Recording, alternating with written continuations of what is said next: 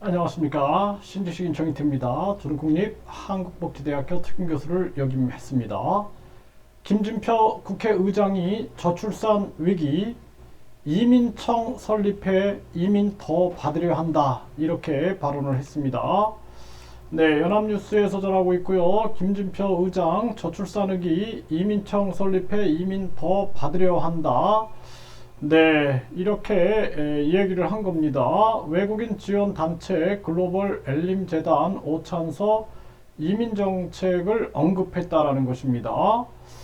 그래서 지금 상황이 대한민국이 이 저출산 위기가 이제 해결할 수 없을 지경이 되어버렸습니다. 그래서 이 정치꾼들이 그동안 직접 지원을 해야 되는데 간접 지원한다, 뭐 연구비 쓴다, 뭐 이런 식으로 신용만 내다가 결국에는 이제 대한민국의 2030 여성 96%가 결혼과 출산은 필수가 아니다, 이렇게 발언을 한 것입니다.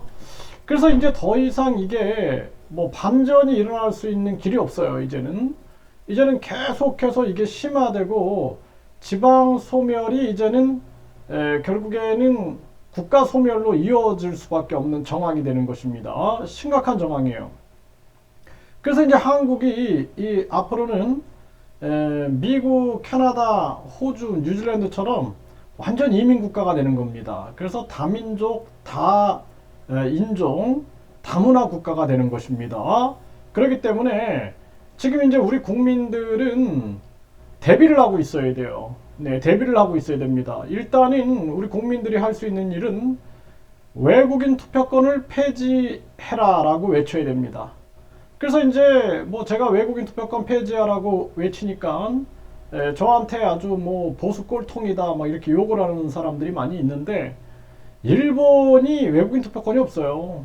네, 일본에도 외국인 투표권 막 추진하다가 일본의 이 자민당이 극구 반대해가지고 안 됐고, 미국도 민주당이 추진하다가 공화당이 위헌 소송을 걸어가지고 위헌 판결이 나면서 안 됐습니다. 왜냐하면은 투표는 고유한 그 나라 국민이 하는 거지 외국인이 하는 게 아니에요. 네, 그래서 심지어는 국힘당이라는 것이 얼마나 정말 모순 정당이냐면은 자기들이 전당대회 할 때 당원만 투표하게 만들어요. 당원. 그런데 외국인 투표권을 인정하고 있잖아요. 지금 웃기는 사람들 아닙니까? 자기들이 국민 세금이 당으로 막 들어가고 있는데 당원만 투표한다, 당대표 뽑는데. 응? 왜 남의 당대표 뽑는데 다른 사람들이 들어오냐. 아니, 국민 세금을 받지 말고 그러든지. 그런데 또 지금 상황이 외국인 투표권에 대해서는 그런 얘기는 안 해요. 외국인 투표권. 우리나라에서 외국인들 투표하는 게 말이 됩니까? 그래서 제가 일단은 외국인 투표권을 폐지해야 된다라는 말씀을 분명히 드립니다. 이거를 이제 외국인 투표권을 더 줘야 된다라고 계속 얘기하는데 사람들이, 근데 그렇지가 않아요. 왜냐하면 우크라이나, 러시아 보세요. 결국에는 우크라이나에서 주민들이 투표를 해가지고 우리는 러시아를 따르겠다 해가지고 크림반도가 병합됩니다. 한국도 나중에는 지방 소멸 일어나가지고 지방에 사람이 없어요. 외국인들이 우리는 중국을 따르겠다, 중국으로 편입해 버리는 거예요. 그냥 주민투표에서 우리 북한으로, 우린 일본으로, 우린 미국으로 어떻게 할 겁니까? 사람도 없는데. 나중엔 한국은 강남만 남는 거예요. 강남공화국이 되는 겁니다. 강남공화국. 서울도 뭐 계속 소멸이 되다가 나중에 강남공화국 해가지고 완전히 싱가포르처럼 도시국가가 되는 거예요. 도시국가. 정말 정신 차려야 됩니다. 그래서 그 부분, 그 다음에는 빨리 직접 지원을 해라. 직접 지원을 해가지고 저출산 문제를 해결하는 쪽으로 가야 됩니다. 그런데 지금 출산율이 반등이 안 돼요. 반등이 안 되기 때문에 지금 아이들이 태어나도 성인이 되려면 18년이 걸려요. 18년.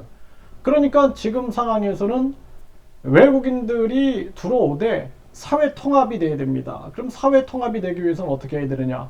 첫 번째는 한국어 교육을 아주 강조해야 됩니다. 그래서 제가 법무부에다가 외국인 계절 근로자 한국어 능력 없이 와가지고 한국말도 못하고 소통이 안 되니까 자꾸 성범죄부터 시작해가지고 폭행, 뭐 폭력, 각종 사건 터지지 않느냐. 한국어 능력을 조건에 넣어라 라고 하니까 법무부 직원이 하는 소리가 그러면은 시기를 놓친다는 거예요. 시기를. 계절 환경, 계절 근로자기 때문에 시기를 놓친다는 거예요.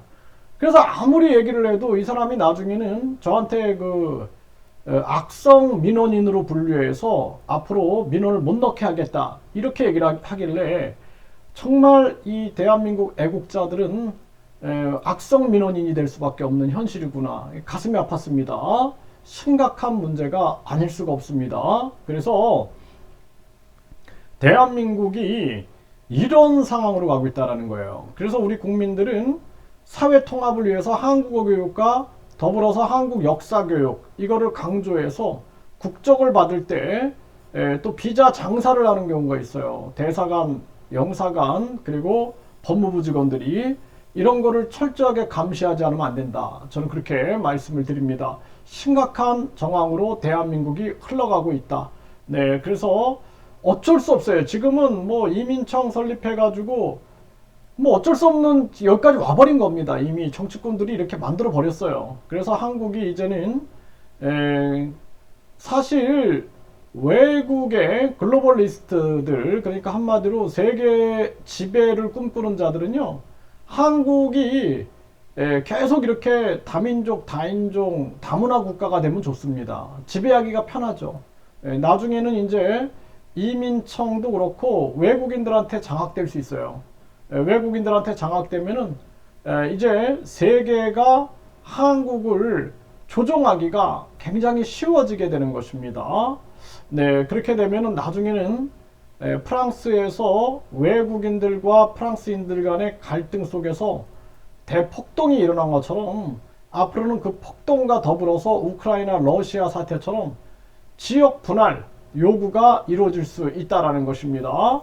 이런 부분들을 우리가 생각해야 됩니다. 저는 사실상 저도 해외 활동을 19년을 해왔는데 걱정이 됩니다. 네, 한국이 앞으로 어떻게 될 것인가. 그리고 이 한국인들과 외국계 한국인들 간의 갈등을 어떻게 해소할 것인가. 앞으로 외국인 범죄 문제, 외국인 마약, 뭐 각종 비자, 비리 문제 이런 것들을 어떻게 해결할 것인가 참 걱정이 많고 정치인들과 또 공무원들을 신뢰할 수 없습니다. 네, 그리고 경찰, 검찰을 신뢰할 수 없어요. 욕심과 이기심 속에 빠져 있는 이 대한민국의 현실 참 통탄하지 않을 수가 없다. 이렇게 말씀을 드립니다.